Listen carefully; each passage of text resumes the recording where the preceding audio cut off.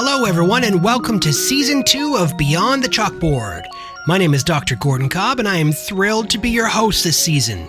This podcast creates opportunities for KPU faculty to share ideas, inspire innovation, and give real-world examples of successful technology-based teaching strategies.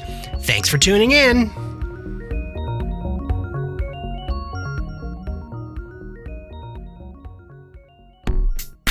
On today's episode of Beyond the Chalkboard, I have the pleasure of hanging out with Arley Cruthers, a member of faculty in the School of Business at KPU.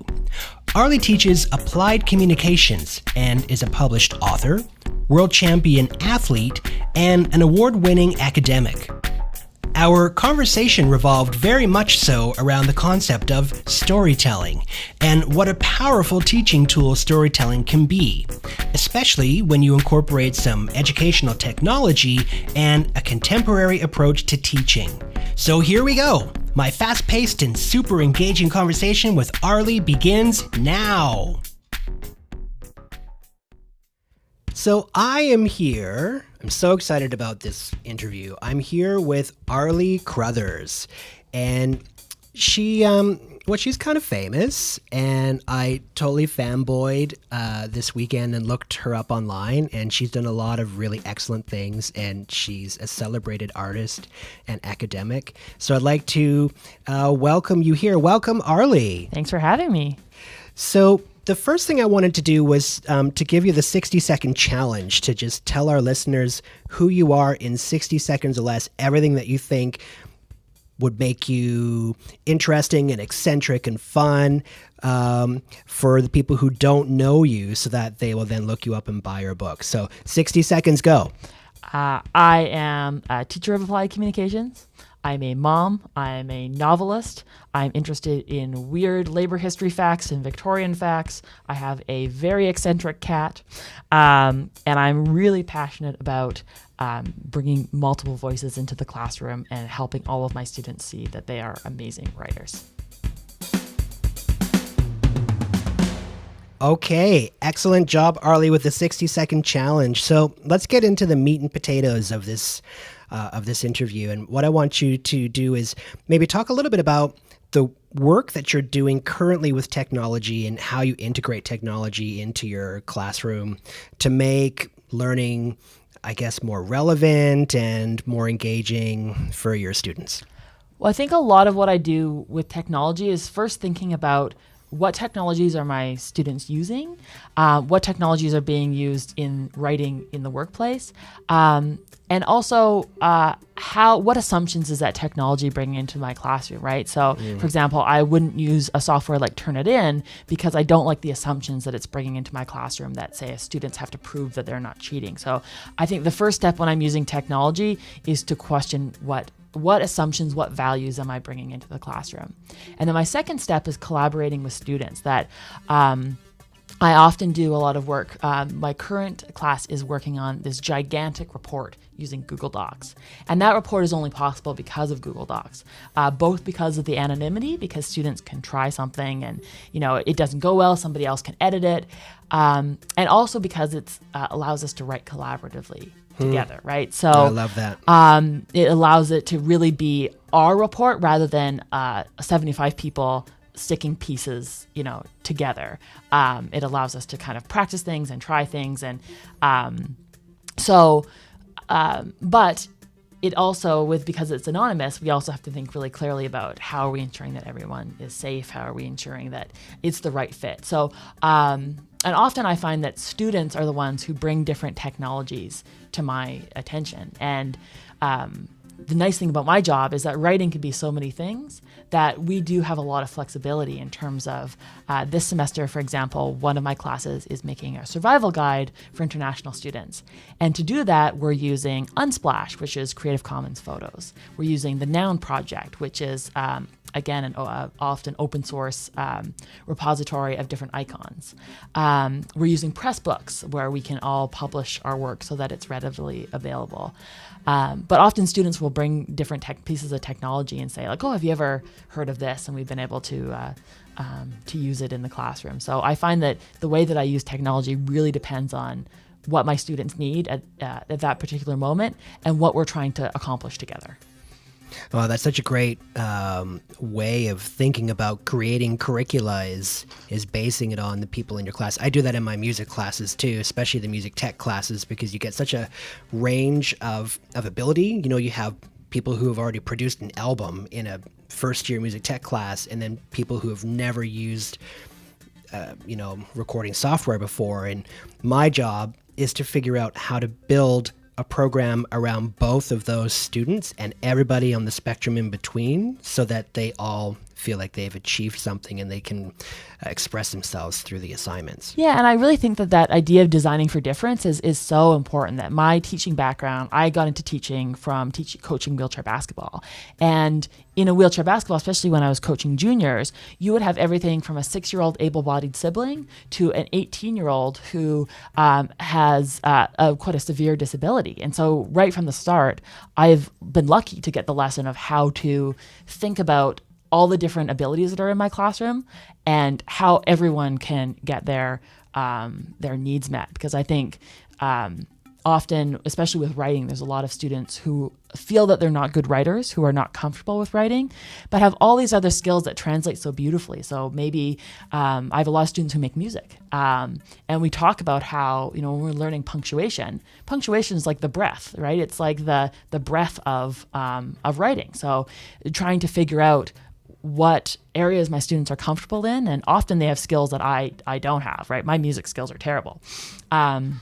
But how we can use everybody's skills in order to create something cool in the class. Yeah, I always call it their superpowers. So one of the first things I do in any of the courses that I teach is I get out my whiteboard markers and I pick like the most colorful colors I have, and then I just ask everybody what their superpowers are, and not like the made up fictional ones like, I can walk through walls, but there'll always be somebody in the class who will surprise you and say, well, I'm actually I'm a champion beatboxer. And then of course, like, I freak out and instantly demand a freestyle. But you get a real sense of who your student body is and where you might be able to go. And the possibilities, they're always different. And for me, it makes teaching the same class over and over fun, because I get to do it through a different lens, and that is like the students every time.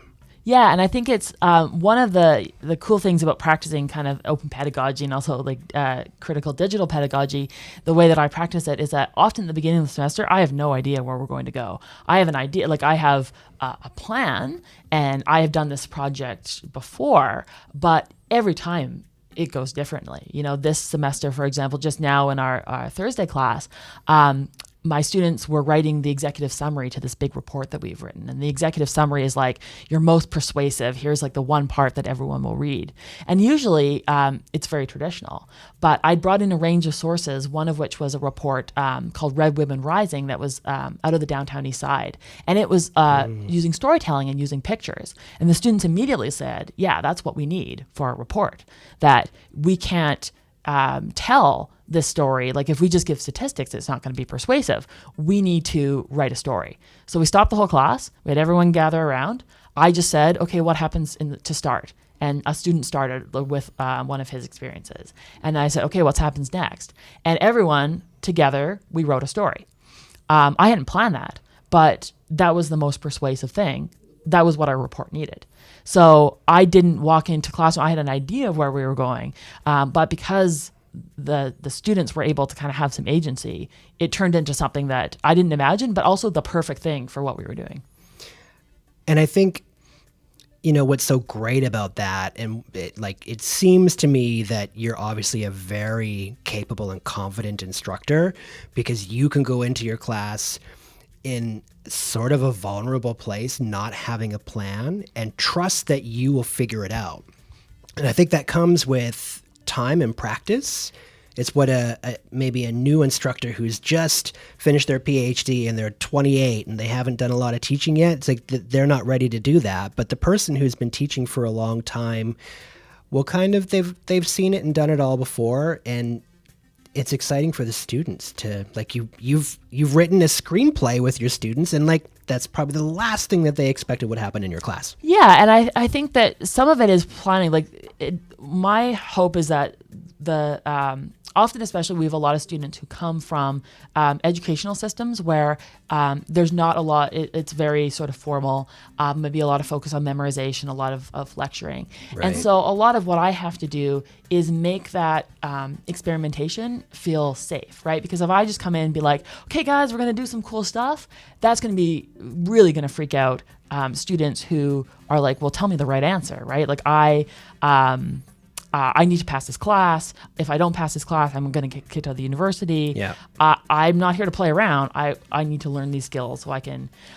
So a lot of it is scaffolding that and thinking a lot about. I have a plan that I make, and I think a lot about what skills students need and what progression. But figuring out where to build in that flexibility and where to build in that agency, I think, is the thing that's taken me a lot of time. And I'm sure I'm still working on it. That how can we experiment, but also how to empower students to feel confident about that experimentation, right? Because not everyone, when we take risks, I am, a white person who comes from a fairly affluent background. When I take a risk, if I fail, the consequences are not the same as if I am a new international student whose parents have given up a lot for me to be here. This is a totally new situation for me, a totally new language. I need to make sure that those risks are scaffolded, and also that the consequences are minimized. So a lot of what I do in terms of thinking about ungrading comes from that place, that if I want to ask students to take risks, I have to make sure that those risks are going to, that it's not going to ruin their career, right? There's not going to be consequences for those risks. Can you explain the concept of ungrading? So when I think about ungrading, I'm thinking about, we know that especially when it comes to writing, that grades can be quite demotivating for students, right? If I write a paper and I get it back and it's covered in red marks, I'm going to think, oh, well, I'm a bad writer. Just going to put that paper in the drawer and shut down. So I still need to assign a grade, and I don't do full ungrading. There are people who do a lot of really interesting things in terms of having students assess themselves and give themselves a grade at the end of the semester. But I build in moments where if I am going to ask students to try something and take a risk, I make a certain component of that grade simply trying something. So for example, our final project in this class is that we do this big report. We come up with all this insight. This semester our report's 100 pages that we've written together. And we know that not everyone is going to read that 100 pages. So for their final assignment, students are challenged to find one thing in the report that spoke to them and teach it to someone in a new way. So they might make a video. I've had games, I've had choose your own adventures, I've had songs. So they can really do anything. It doesn't even have to be in English. So I had a lot of videos last semester in Punjabi. And so this is not a video making class. It's not a meme making class. It's not a board game making class. So it may happen that a student tries to make a video and it doesn't turn out the way that they planned. So most of what they're getting graded on is a memo that they're writing, or they're explaining to me the choices that they were making and why they made them. So that if it doesn't turn out, so most of what they're getting graded on is their self-reflection and their own understanding of of what they've done well. So it allows it thinking a little bit about where can we take the pressure off grades and where can I give students some agency in determining their own grade. For me has been really positive. So the Remix project, there's a bit of ungrading in the sense that most of what they're getting graded on is trying something and telling me about that. And then for my report project, I also have another assignment where students conduct a performance evaluation where they tell me nobody gets graded. So we were at this 100-page report. There's not a single grade attached to it. Nobody gets graded on it. It's simply the space where we experiment and try things. Mm-hmm. What students get graded on is at the end of the semester, they write a performance evaluation where they tell me, here's what I contributed to the report. Here's some things I learned. Here's my advice for you to make this report better. And they get graded on that. So it allows students that are maybe not as confident in their writing skills to still do a really great job in the class if they're trying things and failing. That's so great, because I would be the student in your class who would like not resonate with writing because I'm a musician and I think visually. I'm like a visually thinking musician. So the last thing I want to do is like, font size 12 Arial on a white page. It's like suffocating to me to express myself that way. Like I'd be making a board game, or I'd be doing a interpretive dance piece to a live soundscape or something. It's great that you allow your students to use the voice they have and to interpret from their point of view and their worldview, and to possibly even use their technology. Yeah, and I think that when we talk about writing in the workplace, those are the skills they need, right? A lot of what I do is let's take your voice and your natural voice that you're comfortable writing in, and let's apply it to a lot of different genres. So how would it look in terms of video? How would it look in a report? And talking about some of those genres, why those genres exist, so that students can code switch among them, right? But if I go out there trying to take your voice and turn it into corporate speak, I've done my job badly. So, right. And in some cases we do need to learn genres that are formal. We need to learn genres that are, less creative. We need to learn a wide range of genres. But if in my class, we focus a lot on process, not on product. And so that allows students to really see that their inherent voice has value. So tell me, because I can tell that you use like a plethora of apps and technologies in your class. Give me a handful of your favorite ones from maybe the past 2 years that either you were introduced to by a student or that you've discovered online and incorporated. And what are your faves? Well, actually, funnily enough, one of my favorites now is colorful pens and paper, which is a technology in its own right, because often students don't have access to a lot of that technology at home. So I always include, when I'm using technology, I always include a kind of analog equivalent for students who don't have that access. But I use Google Docs a lot, although I am hoping to go to a more open source platform. One of the challenges is that there's a lot of companies that store their data on American servers, which means that we can't have students make accounts. Yeah. And I use some things like, especially when I teach online, use Flipgrid. What's Flipgrid? It is videos where students can post short videos, and you can post videos in response. So you can pose a question in an online format, and rather than have them write out a response, they can create a video.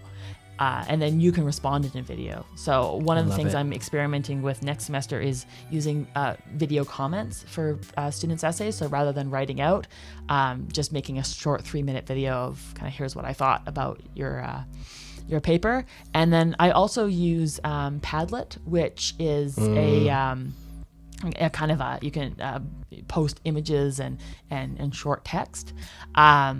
Padlet's very popular here in the Teaching and Learning Commons. Yeah, it's fun, and I think students have a really good time with it. I was just going to say, what was the program where you use video? A Flipgrid. Flipgrid. So imagine the difference in the impact between red pen on a page and like your instructor's face and their body language. I mean, who wouldn't want a video response to their paper? Yeah. It seems like, teaching to the next degree. Of course you want that. Well, I think it also, takes just as much. I spend a lot of time, for every batch of papers, I write about 50 single-space pages for every batch of papers that I grade. So and sometimes those words aren't read. Now, hopefully they're read because I have students revision as part of my class. But I think being able to get feedback in a format that feels a lot more manageable, that feels more comfortable, and that also I can kind of give examples. I've also found lately that even when I'm teaching in face-to-face, making short videos using Kaltura. We work together to come up with the structure. So do we want to put all of our research into one big Google Doc organized by headings, or do we want to have smaller Google Docs? But by the end, we sometimes have folders within folders, and it can get a little bit unwieldy. And so I have started making, one of the students suggested that I make short videos explaining the week's homework.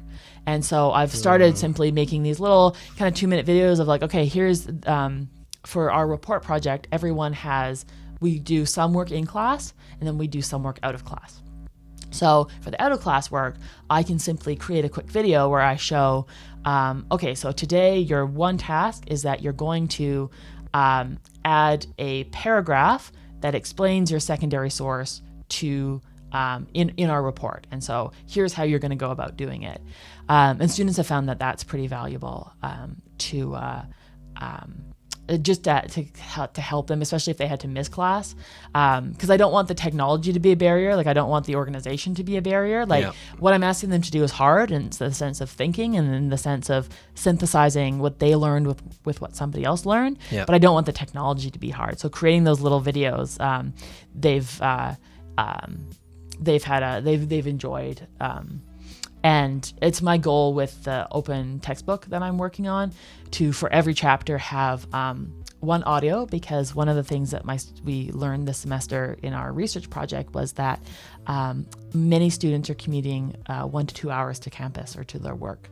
So if I can just record, then they can listen to it on the bus or they can listen to it in their car. Yeah. So the print version, the audio version, and then making a short video, so that students can find the version that works best. Works best for them. Yeah. Wow, that's awesome.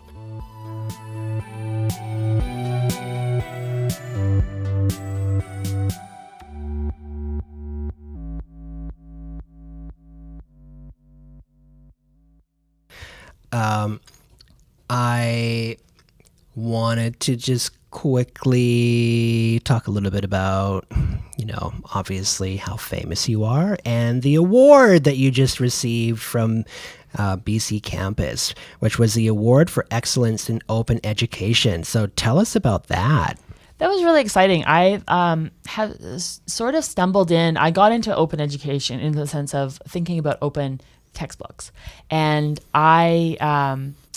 several years ago, I had a student who would come to my every office hours, to borrow the textbook. And she'd read the textbook and then return it because she couldn't afford it. Oh my God. And I had sort of intentionally tried to find the cheapest textbook I could. It was not a textbook I was happy with. Yeah. So I thought, okay, something's got to change. So I went to just open source in the sense of like posting links to articles on Moodle. And I was lucky enough to run into Rajiv and was able to kind of get involved. I thought initially from the perspective of just, let me create an open textbook that is going to reduce this barrier for my students. Who is Rajiv? Rajiv Jangiani, who is the open education superstar here, not just at Kwantlen, but also we're lucky enough to have him at Kwantlen, but also internationally known, and is the, I believe his title is now the Vice Provost of Open Education. So we're super lucky to have him, and he's been a huge influence in what I've been doing. But so he was able to help me out, especially with getting this textbook into a different format. But I also got involved in open pedagogy, so creating assignments that aren't just disposable, right? That I can actually have an impact in the real world. And one of the projects that I was working on was this big report where every semester we all work together to create, answer this one research question that we come up with as a group. And I had spoken before about the Remix project that we're doing. Yep. So a group of 3 students created this game that was designed to teach faculty about how students use textbooks, because we quickly realized it's not just about the textbook. Like if I give you a free textbook, that's great, but if you're working the graveyard shift and if you are commuting 3 hours each way and you only have 5 hours per week to work on your course material, that's only solving part of the problem. if you are new to Canada and the education system you came from doesn't use textbooks and you don't really know why you're being asked to read these things, that's only solves part of the problem. So this game really beautifully, the students did an amazing job. And it's a very frustrating game. Like you can feel when we played it at the Cascadia Open Education Conference, you could feel people getting really frustrated. But it really gives people a sense of all the different decisions that students are having to make. Decisions in terms of, how do I decide whether to buy a textbook or whether to buy food?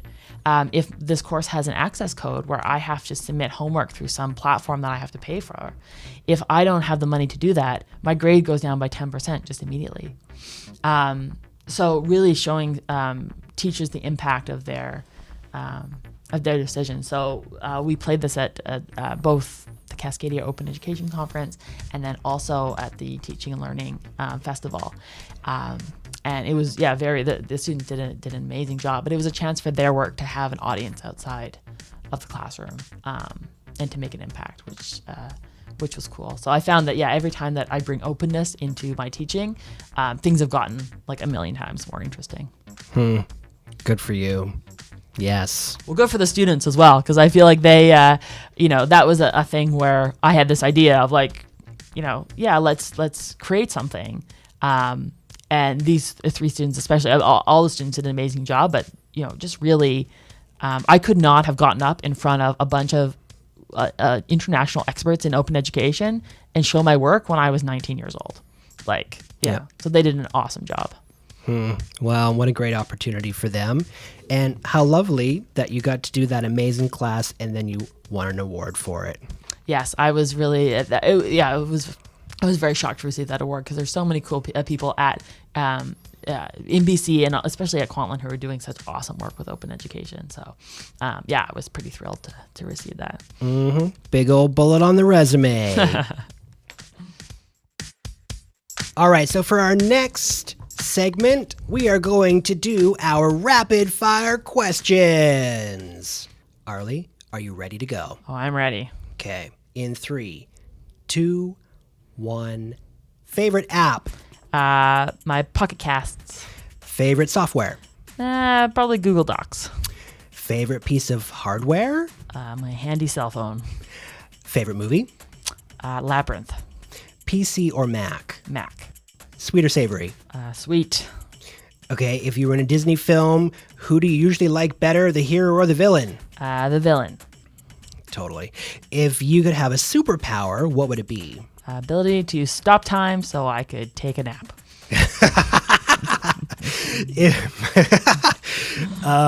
Yes, spoken like a true academic. If you were a superhero, who would it be? Let's go with Batman. If you weren't in your current vocation as a super fabulous instructor at KPU, what other career path might you have taken? Working in marketing and communications. Name one of your personal heroes.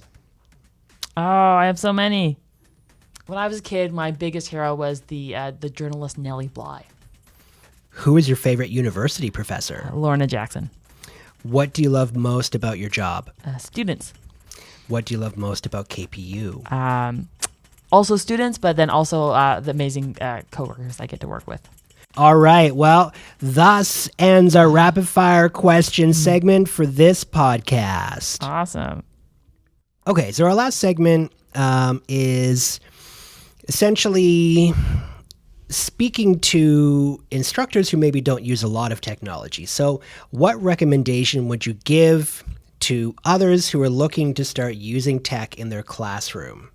I would say that, if you come up from the perspective of I want to use tech, then sometimes you stumble on the wrong tech. So I think the best question to start with is, what do you want to accomplish in the classroom, right? What technology could help you achieve your goals? And I think that there's a lot of technology that's quite easy to use. So, if your goal is collaboration, Google Docs is very intuitive and very easy to use. But I think sometimes people get into tech thinking it's like kind of like decoration or it's like going to jazz up their class. But really thinking about here's what what I want to accomplish. Here's the skills I want my students to use, and how can technology be a partner in that, and how can it not, especially before you look at it, use any technology, taking a look at the terms of service to see what is it doing with student data, I think is also super important. But I think, if you're not a tech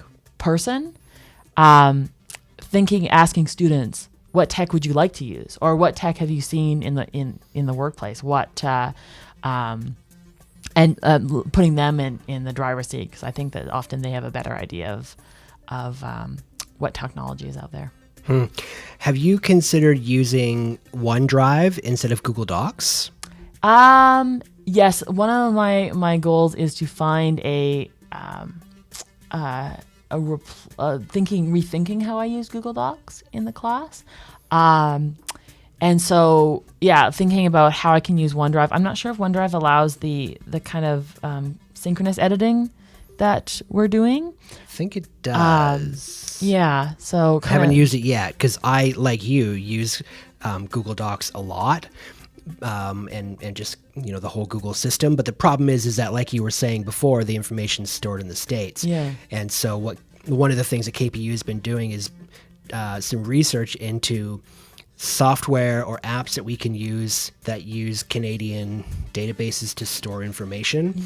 And so the whole Microsoft suite is safe for this purpose. Yeah. And I don't know if you know this, but we get it for free. So all KPU faculty can get the entire Microsoft suite for free. Yeah, no, that's I'm definitely looking at OneDrive. I know I have a couple other colleagues who use it, so I need to do some experimenting to see if it kind of works for our purposes. Because I think that especially when you're busy and you're trying to make decisions, it's very easy to kind of reach for Big Daddy Google and what Google Suite is, and sometimes there is some difficulties there. Like, for example, I'm also experimenting with using Google's Live Transcribe, which provides closed captioning in real time.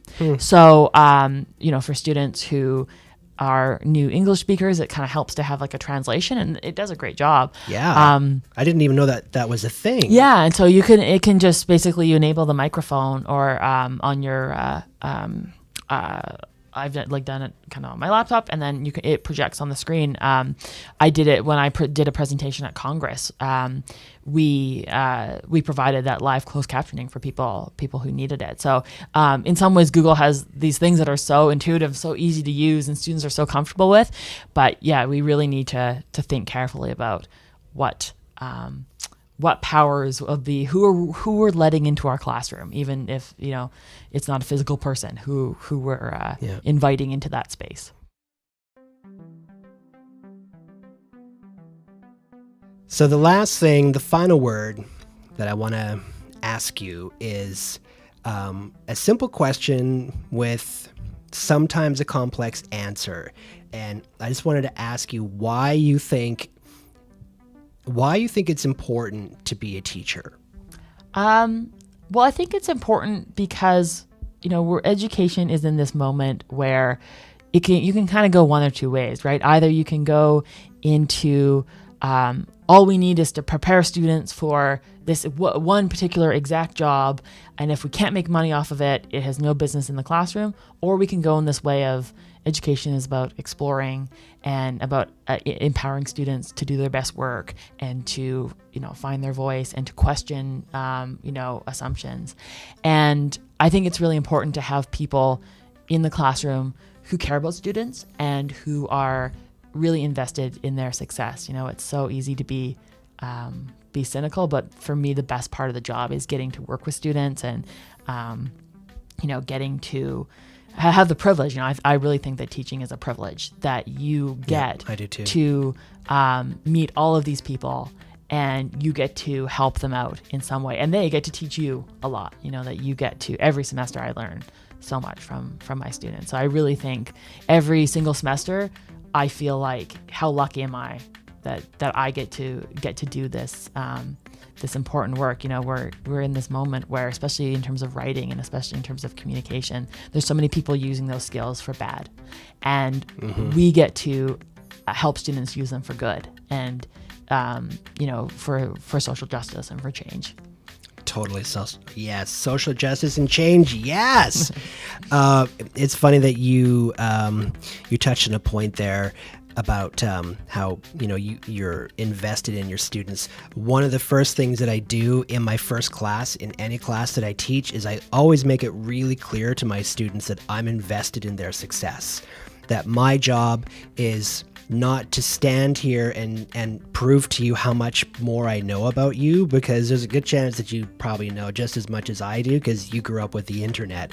So, I always try to explain that you are innocent until proven guilty, or you are an A+ until you're proven otherwise. And so I start by making my students understand that I believe in them and that I'm on their side.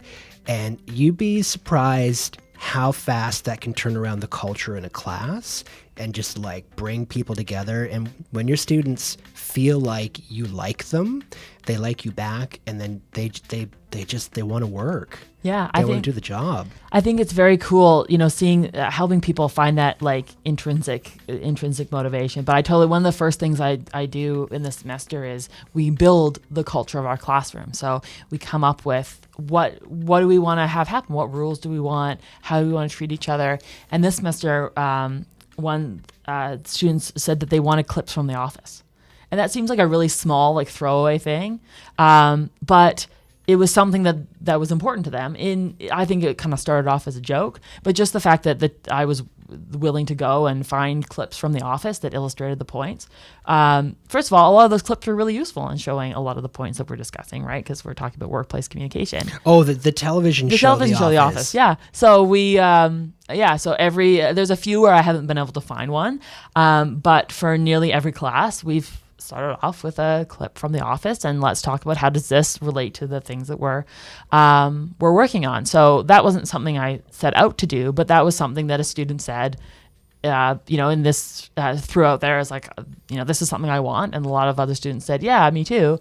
And it's a small moment that this one particular student looks forward to in the class, but it doesn't. I think caring about students and giving them power doesn't have to be huge things. Another thing I've been experimenting with this semester is bringing a snack. We have a lot of students in this campus who are food insecure. Yeah. And it doesn't cost me all that much. I'm obviously I have a regularized position. I'm in a financial position to do that. But just going to the local Save-On and buying snacks, and especially a lot of snacks that are from cultures that I'm not familiar with those snacks. I get to eat a lot of delicious cookies, and students it's amazing how much the culture of the class changes when there's some cookies or some apples or just a little snack that they can munch on. It's I was really it seemed like a very small thing, but it definitely there's being able to show your students that you actually are invested in their success and that you actually want them to do well. That you I would be thrilled if I could give everyone in my class an A+. I also often tell students that I want to see their best work. And if there's something standing in the way of that, then let's figure out a solution. So sometimes students feel nervous about asking for extensions or, I've designed alternate assignments for students. Yeah, me too. But my goal is to get you to do your best work. And so let's figure out the things that are standing in the way of that. And sometimes the things that are standing in the way of that are out of my control, but sometimes I have, it's just a matter of changing a few things around. We can do that. I would much rather see work that students are excited about and proud of doing. Yeah, well said. Well, Arley, I want to thank you for being on the Beyond the Chalkboard podcast in season 2 with me. I really enjoyed my conversation with you, and I think I want to come and play in your sandbox. Absolutely. You are welcome anytime. Thanks for having me. Oh, thank you.